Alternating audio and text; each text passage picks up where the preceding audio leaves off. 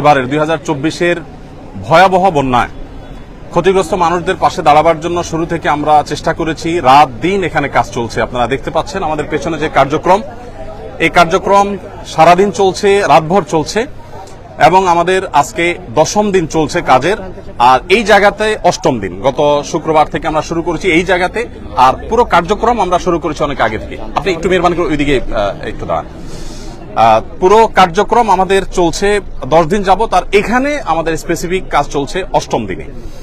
তো আমরা এই 8ম দিনে কোন জায়গায় দাঁড়িয়ে আছি, আপনারা যেহেতু এসেছেন আমরা আপনাদেরকে একটু আপডেট দিতে চাই। আমরা এ যাবৎ চাল কিনেছি, ত্রাণ সামগ্রী হিসাবে চাল কিনেছি আমরা 998 মেট্রিক টন, যেটাতে আমাদের খরচ হয়েছে 5,55,80,000 টাকা। আমাদের ডাল কেনা হয়েছে 200 মেট্রিক টন, যেটাতে খরচ হয়েছে 2,03,60,000 টাকা। আমাদের লবণ কেনা হয়েছে 112 তেল কেনা হয়েছে 200 মেট্রিক টন, সেটাতে খরচ হয়েছে 3,15,40,000 টাকা। আর লবণ কেনা হয়েছে 112.50 মেট্রিক টন, যেটাতে খরচ হয়েছে আমাদের 38,30,000 টাকা। এবং আমাদের খেজুর কেনা হয়েছে 120 মেট্রিক টন, যেখানে খরচ হয়েছে আমাদের 4,60,50,000 টাকা। আর সুগার অর্থাৎ চিনি কেনা হয়েছে 20 টন, সেখানে খরচ হয়েছে আমাদের 23,91,200 টাকা। চিড়া কেনা হয়েছে 40 টন, সেখানে খরচ হয়েছে আমাদের 22,51,000 টাকা। এবং পানি কেনা হয়েছে 100 টন, যেখানে খরচ হয়েছে আমাদের 9 লক্ষ টাকা। আর ভুসি অর্থাৎ গোখাদ্য কেনা হয়েছে 67.38 মেট্রিক টন, সেখানে আমাদের খরচ হয়েছে 29,06,750 টাকা। সর্বসাকুল্যে আমাদের মালামাল কেনা হয়েছে 1,857 মেট্রিক টন। ত্রাণ সামগ্রী কেনা হয়েছে এ পর্যন্ত, যেখানে খরচ হয়েছে 16,58,08,950 টাকা। আর আমরা পানি একটু শুকিয়ে গেলে, বন্যার পানি একটু শুকানো শুরু করলে 1 লক্ষ পরিবারকে 25 কেজি করে চাউল দেব ইনশাআল্লাহ। কারণ আমরা জানি যে বন্যার পানি শুকিয়ে গেলেই কিন্তু মানুষের কষ্ট শেষ হওয়া নয়, বরং অনেক কষ্ট তখন শুরু হয় নতুন করে। বিশেষ করে যারা ছোট ছোট ব্যবসার উপরে ডিপেন্ডেন্ট ছিল, সেগুলো শেষ হয়ে গেছে, তারা নতুন করে দাঁড়াতে আরো সময় লাগবে। তারা যেন দাঁড়াতে পারে এবং 15 দিন 20 দিন যাতে অ্যাটলিস্ট তারা আরো চলতে পারে, সেজন্য আমরা 1 লক্ষ পরিবারকে 25 কেজির করে চাউলের বস্তা দেব। এখানে আমাদের লাগবে হলো 2500 টন। এর অর্ডার আমরা ইতিমধ্যে দিয়ে ফেলেছি, অর্থাৎ পার্চেসিং হয়ে গেছে। আগামী 3 বা 4 তারিখ ইনশাআল্লাহ, 3 তারিখে মাল ডেলিভারি পাবো, 4 তারিখ থেকে আমরা ডিস্ট্রিবিউশন শুরু করব। ফেনীর যে সমস্ত এলাকা শুকিয়ে গেছে সেই এলাকাগুলোতে বিশেষ করে। সেখানে আমাদের খরচ হবে 14,15,00,000 টাকা। সর্বসাকুল্যে আমাদের মোট মালামাল যেটা এই পর্যন্ত আমরা কিনেছি, যার কিছু প্রস্তুত হয়ে বিতরণ হয়ে গেছে, কিছু প্রস্তুত হচ্ছে, আর কিছু ডেলিভারির অপেক্ষা আছে, সব মিলিয়ে দাঁড়াচ্ছে হলো 4,357.88 মেট্রিক টন ত্রাণ সামগ্রী। এবং এ পর্যন্ত এই ত্রাণ সামগ্রীর পেছনে আমাদের যে খরচ হয়েছে সেটা হলো 30,73,08,950 টাকা। আপনাদেরকে একটু জানিয়ে রাখতে চাই, আমাদের এ পর্যন্ত যে ফান্ড আমাদের কাছে এসে পৌঁছেছে, আপনারা সাংবাদিক ভাইরা বারবার আমাকে প্রশ্ন করেছেন কত টাকা এসেছে। আমরা ফিগারটা এক্সাক্ট আপনাদেরকে বলতে পারিনি। গতকাল অর্থাৎ বৃহস্পতিবার একেবারে অফিস শেষে আমাদের কাছে যে আপডেট এসেছে আমাদের অ্যাকাউন্টস থেকে, সেটা হলো আল্লাহ তাআলার অশেষ অনুগ্রহে, সাধারণ মানুষের আস্থায় আমাদের ত্রাণ তহবিলের টাকা 100 কোটি ছাড়িয়েছে। অর্থাৎ 100 কোটির বেশি ফান্ড আমাদের কাছে চলে এসেছে। এই ফান্ডটা আমরা কিভাবে খরচ করব আপনাদেরকে একটু আমরা জানিয়ে রাখতে চাই, আপনাদের মাধ্যমে মানুষকে আমরা জানিয়ে রাখতে চাই। প্রথমত একটু বলে রাখি, আসুন্নাহ ফাউন্ডেশনের সমস্ত প্রজেক্টগুলো বাস্তবায়ন করার আগে আমরা পাবলিকলি ঘোষণা করে বেনিফিশিয়ারি নির্বাচন করি, যাতে কোনো প্রকার পার্সিয়ালিটি না হয়, প্রত্যেকে যেন সমানভাবে পায়, ধর্ম বর্ণ নির্বিশেষে যেন সবাই সুযোগ সুবিধা পায়, সেজন্য আমরা বিশেষভাবে মনোযোগ রাখি। আর আমাদের প্রজেক্ট বাস্তবায়ন শেষে আমাদের প্রত্যেকটা টাকার হিসাব পাই পাই করে আমরা সোশ্যাল মিডিয়ার উন্মুক্ত প্ল্যাটফর্মে দিয়ে থাকি। আমরা 2022-এর বন্যায় অর্থাৎ সিলেটের বন্যায় 18 কোটি টাকার কাজ করেছিলাম, তার প্রতিটি টাকার হিসাব আমরা সোশ্যাল মিডিয়াতে দিয়েছিলাম। তেল কোন কোম্পানির কত টাকায় কিনেছি, আমরা কি পরিমাণ কিনেছি, লবণ, চাল, প্রত্যেকটা জিনিস আমরা ডিটেল এভাবে দিয়ে থাকি। তো এবারও ইনশাআল্লাহ তার ব্যতিক্রম হবে না, প্রত্যেকটা টাকার হিসাব আমরা যথারীতি ইনশাআল্লাহ যথাসময়ে দেবো, আল্লাহ চাহেন তো। হ্যাঁ, আচ্ছা, হ্যাঁ, এটা এখানে তো আপনার আমরা মৌলিক হিসাবটা দিয়েছি, এটার ডিটেইল একটু একটু করে প্রতি লিটারের দাম কত পড়েছে সেগুলো ইনশাআল্লাহ ডিটেইল আমরা একেবারে চার্ট আকারে সোশ্যাল মিডিয়াতে আমাদের ভেরিফাইড ফেসবুক পেজ আমরা দিয়ে দিব। এখনো পর্যন্ত আমাদের এখানে ত্রাণবাহী 80টি গাড়ি গত কয়েকদিন আমাদের স্পটে পৌঁছেছে।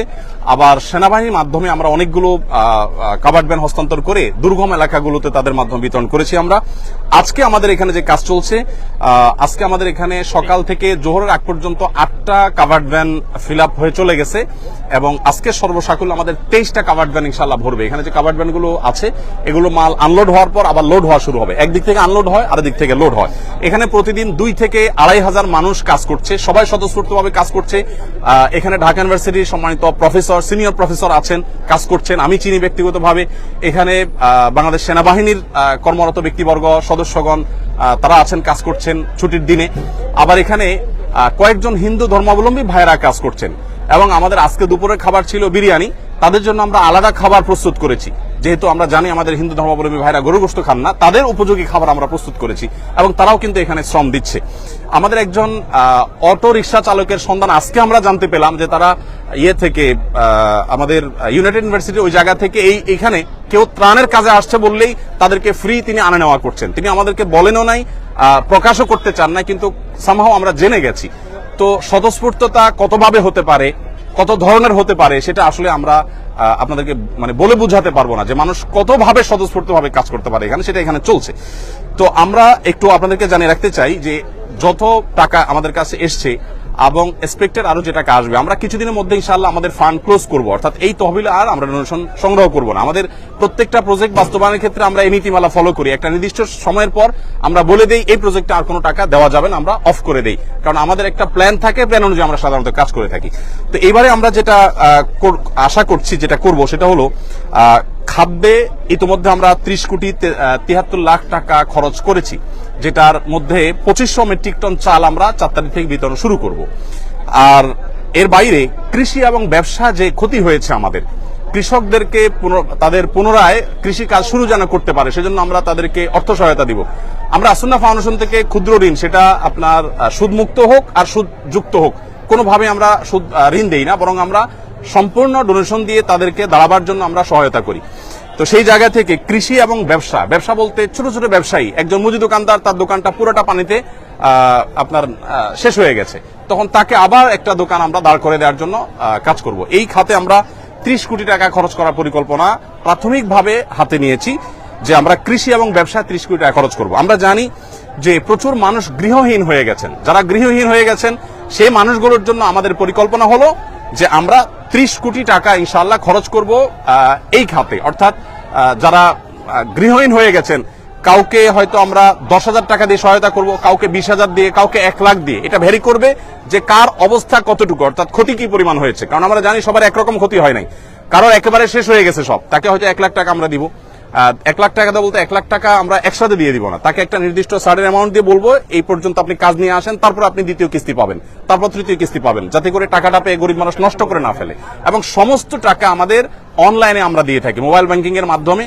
নগদ কোনো টাকা আমরা সাধারণত দেই না, কারণ এখানে ট্রান্সপারেন্সি যে জায়গাটা সেটা তখন পরিচ্ছন্ন থাকে, কারণ যাদের মাধ্যমে আমরা দেবো তারা তো ভলান্টিয়ার, তো কারোর কাছে আমি টাকা দেবো সে আবার হস্তান্তর করবে, এটা আমরা করি না। আমাদের যে বেনিফিশিয়ারি তাদের যে ডিটেল, সেই ডিটেল পাওয়ার পর আমরা সেই ডিটেল অনুযায়ী তাদের কাছে আমরা পাঠিয়ে দিব অনলাইনে মোবাইল ব্যাংকিং এর মাধ্যমে।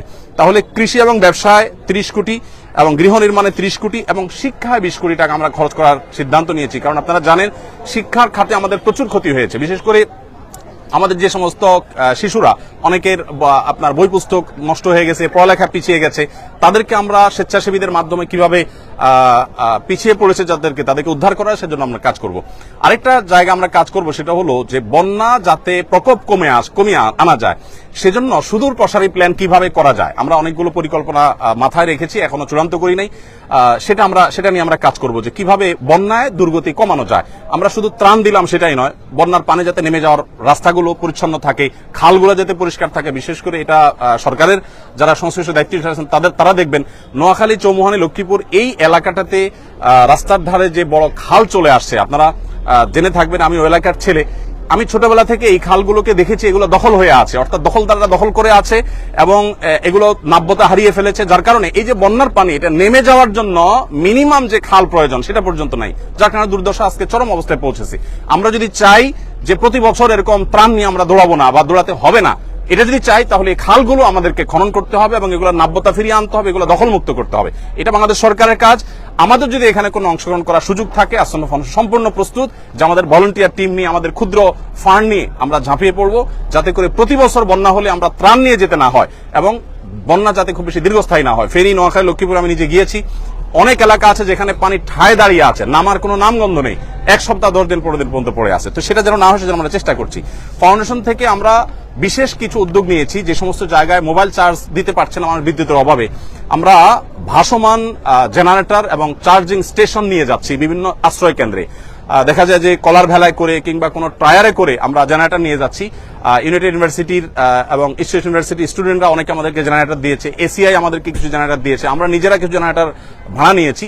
এগুলো দিয়ে আমরা আশ্রয় কেন্দ্রে একসাথে 30-40টা মোবাইল চার্জ দিতে পারছি। তারা 7 দিন 8 দিন পরিবারের সাথে যোগাযোগ করতে পারছেন না, এবং সেই সাথে জেনারেটর দিয়ে আমরা অনেক বাড়িতে পানি তুলতে পারছেন না বিদ্যুৎ না থাকার কারণে। তাদের আপনার স্যানিটেশন সিস্টেম ভেঙে পড়েছে, তাদের ওয়াশরুমগুলোতে পানি নাই, তাদের খাবার পানি নাই। তো আমরা এক্ষেত্রেও ভাসমান জেনারেটর নিয়ে বাড়ি বাড়ি গিয়ে আমাদের ভলান্টিয়াররা তারা তাদের মোটর চালু করে পানি ট্যাঙ্কিতে ভরার ব্যবস্থা করছেন।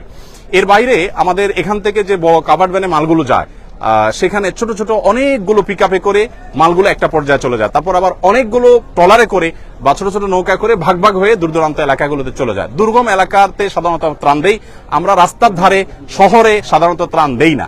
এবারও আমি যতবার গিয়েছি 2 ঘন্টা, 2.5 ঘন্টা, 1.5 ঘন্টা ভেতরে ঢুকে তারপর আমরা ত্রাণ বিতরণ করেছি। আমাদের কাছে যে সমস্ত ত্রাণের সামগ্রী মানুষ দিয়েছে সেগুলো কিন্তু আমি যে হিসাব দিয়েছি এর বাইরে, অর্থাৎ আমাদের যে 4300 টন আমরা ত্রাণ সামগ্রী দিচ্ছি এগুলো আমাদের পারচেসিং করা। এর বাইরে আরো বহু জিনিস আমাদের কাছে এসেছে বিভিন্ন প্রতিষ্ঠান থেকে, বনরুটি, পাউরুটি, কেক, গুঁড়ো দুধ, মুড়ি, পোশাক, মেয়েদের পোশাক, ছেলেদের পোশাক, কারণ আশ্রয় কেন্দ্রগুলোতে তাদের পোশাকের দরকার হয়, এক পোশাকে চলে আসছে। তারপরে বাচ্চাদের জন্য তাদের উপযোগী খাবার, মেয়েদের জন্য আপনার স্যানিটারি ন্যাপকিন, তারপর বিভিন্ন সাইজের পানির বোতল, জেনারেটর, রেডি প্যাকেজ, তারপরে লবণ, পানি, বিস্কিট, গুঁড়া দুধ, লুঙ্গি, চাল, সাবান, সুজি, বিস্কিট, স্যালাইন, এই জাতীয় অনেক জিনিস এসেছে যেগুলো বিভিন্ন প্রতিষ্ঠান দিয়েছে, সেগুলোর সাথে সাথে আমরা পাঠিয়ে দিয়েছি। তো এই হলো আমার কাছে আপডেট যে 100 কোটি টাকা আমাদের ক্রস করেছে ফান্ড, সেটাকে আমরা কিভাবে খরচ করবো একটা পরিকল্পনা আপনাদেরকে দিয়েছি। আর পুঙ্খানুপুঙ্খ প্রতিটি টাকার হিসেব আলাদা করে আমাদের প্রত্যেকটা প্রজেক্টে যেভাবে করি ঠিক একইভাবে আমরা প্রজেক্ট শেষে ইনশাআল্লাহ আপনাদের মাধ্যমে জানাবো। আর ডিটেইল প্ল্যান যেটা সেটা আমরা জানাবো ইনশাআল্লাহ। আর একটা বিষয় একটু বলি যে আমাদের এই যে পরবর্তী কার্যক্রম হবে সেটা আমরা কিভাবে করব।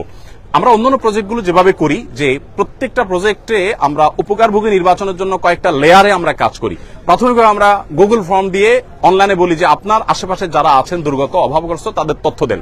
যেমন বৈষম্যবিরোধী ছাত্র জনতার আন্দোলনে যারা মারা গেছেন তাদের জন্য আমরা ইতিমধ্যে বলেছি যে আমরা 5 কোটি টাকা বাজেট আমরা দিয়ে দিয়েছি, আরো 5 কোটি টাকা করার আমাদের স্বপ্ন বা পরিকল্পনা আছে। তো এইখানে কাজ করবার জন্য আমরা গুগল ফর্ম দিয়ে দিয়েছি যে আমরা কোনো লোক নির্বাচন করব না, আপনারা সাধারণ মানুষ সারা দেশ থেকে তথ্য দেন। তথ্য দেওয়ার পর এই বন্যার ক্ষেত্রে একই আমরা তথ্য নিব। তথ্য দেওয়ার পর যে সমস্ত স্টুডেন্টরা আছেন, কলেজ ইউনিভার্সিটি পড়ুয়া স্টুডেন্টরা আছেন, তারা অনেকে আমাদের স্বেচ্ছাসেবী, তাদেরকে আমরা এলাকায় পাঠাবো এই তথ্যগুলো ভেরিফাই করার জন্য। প্রত্যেকটা তথ্যের সাথে বাস্তবে মিলানোর পর তারা সুপারিশ করবেন, স্থানীয় ইমাম সাহেবরা সুপারিশ করবেন। এর পরের ধাপে এসে আমরা ইমপ্লিমেন্টেশন যাব, অর্থাৎ তাদেরকে উপকারভোগী আমাদের সেই সেবাটা আমরা তাদেরকে দেব, যাতে করে উপযুক্ত ব্যক্তি পান। এখানে মাঝখান থেকে কোনো সুবিধা যেন নিতে না পারে অবৈধভাবে, অনৈতিকভাবে, সেজন্য আমরা খুবই সচেষ্ট। তো এই হলো মোটামুটি আমাদের কার্যক্রম। আর এর বাইরে যদি কোনো বিশেষ প্রশ্ন থাকে আপনারা করতে পারেন।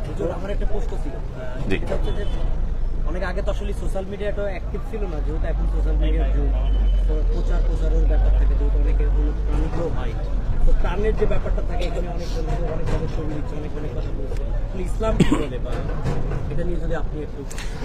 খুবই গুরুত্বপূর্ণ প্রশ্ন। আমরা যারা ত্রাণ কাজে নিয়োজিত আছি আমরা অনেকেই ফটো সেশন এত বেশি করি যে ফটো সেশনটাই যেন মুখ্য। এটা খুবই দৃষ্টিকটু। ইসলামী দৃষ্টিকোণ ভাই জানতে চেয়েছেন, আমি সে আলোকে যদি বলি, ইসলামী দৃষ্টিকোণ থেকে মানুষকে দেখাবার উদ্দেশ্যে কোনো কাজ করলে সেটার কোনো রিওয়ার্ড আল্লাহর কাছে আর পাওয়া যাবে না, বরং সেটা ভালো করতে গিয়ে আরো খারাপ হওয়ার সম্ভাবনা আছে। বিশেষ করে বন্যার ক্ষেত্রে আমরা বলি যে বন্যায় ধনী গরিব একাকার হয়ে যায়।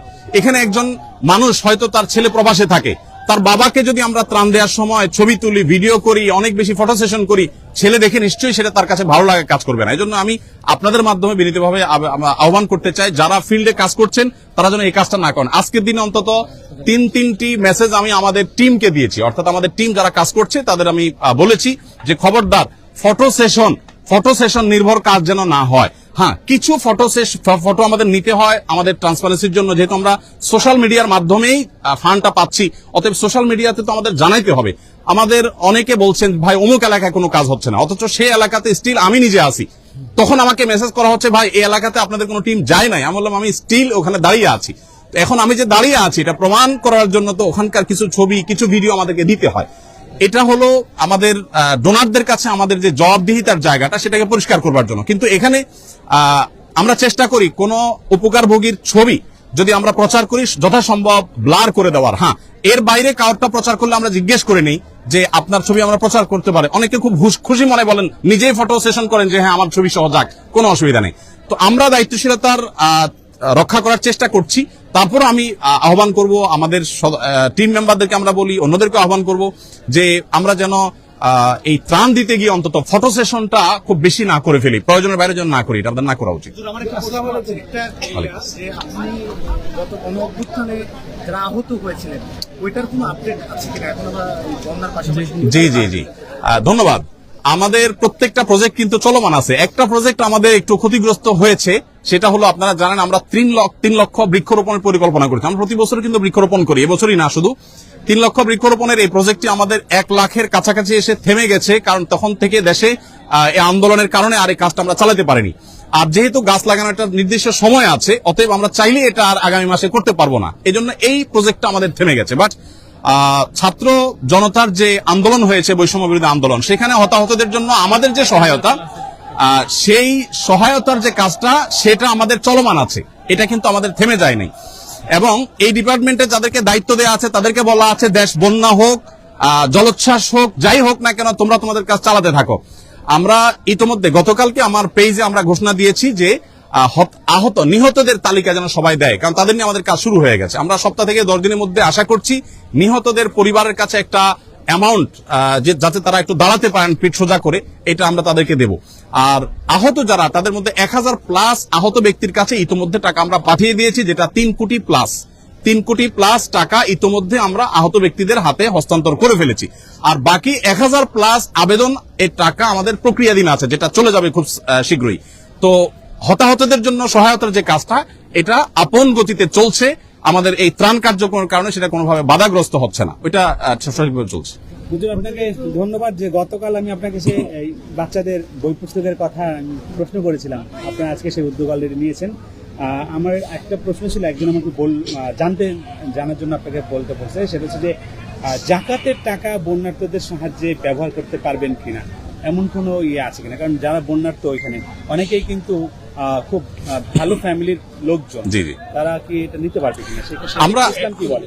সেটা হচ্ছে আমরা দেখি বিভিন্ন মসজিদে, বিভিন্ন মাজারে বেশ টাকা ঘুরতে আসে, এই টাকাগুলো কি বন্যার্থর মাঝে? এটা ইতিমধ্যে আমরা অবশ্য বলেছি একাধিকবার। আর ভাই যেটা বলেছেন, জাকাতের টাকার কিন্তু একটা সুনির্দিষ্ট খাত আছে, একটা নির্দিষ্ট ধরনের ব্যক্তিদের জন্য জাকাতের টাকা ব্যয় করতে হয়। এটার মৌলিক ভাবে বলা যায় একেবারে হতদরিদ্র মিসকিনদের জন্য। এই জন্য আমরা সবসময় বলি যে বন্যার্থদের সেবায় বা বন্যার্থদের সহযোগিতায় জাকাতের অর্থ যথাসম্ভব না দেওয়াটাই নিরাপদ। কারণ হলো বন্যার্থদেরকে যখন আমরা দিতে যাব, তখন আমরা এইটা বলার সুযোগ নাই ভাই আপনি কি ধনী না গরিব, আমি ত্রাণ দিতে গিয়ে এই ভেদাভেদটা আমি তখন করার সুযোগ নাই। বাট আমাদের জেনারেল যে জাকাত দিতে যায় তখন কিন্তু আমরা একটা ফর্ম দেই, সেই ফর্মের তথ্যপত্র নেই, তার কি অ্যাসেট আছে না আছে ওইটা আমরা নিরূপণ করি। এখানে যেহেতু সেই সুযোগ থাকছে না, এই জন্য আমরা বলি যদি কেউ জাকাতের টাকা এখানে দেয়ও, তাহলে তার একটা পার্সেন্টেজ 30 বা 40% টাকা তিনি যেন মাইনাস রাখেন। অর্থাৎ 100 জনকে ত্রাণ দিলে তার 30 বা 40 জন হয়তো বা তিনি জাকাতের হকদার না, এটা মানে সর্বোচ্চ এর বেশি হওয়ার সম্ভাবনা কম আমাদের অভিজ্ঞতার আলোকে। সেজন্য বলি এটা বাদ দিয়ে রাখতে। অর্থাৎ জাকাতের টাকা ত্রাণের ক্ষেত্রে যদি জেনারেল ত্রাণের ক্ষেত্রে দেন তাহলে একটু হিসাব করে দিতে হবে। আর যদি পার্টিকুলার কোনো গরিবকে আপনি দেন তাহলে কোনো হিসাবের দরকার নেই, জাকাতটা আপনি দিতে পারবেন। অর্থাৎ একজন গরিব আপনি জানেন আপনার এলাকার বা কারোর মাধ্যমে আপনি নিরূপণ করতে পেরেছেন যে তিনি আসলে জাকাতের হকদার, তার আসলে কিছু নাই, তো তাকে অবশ্যই আপনি ত্রাণের টাকা জাকাতের টাকা থেকে দিতে পারবেন। ধন্যবাদ।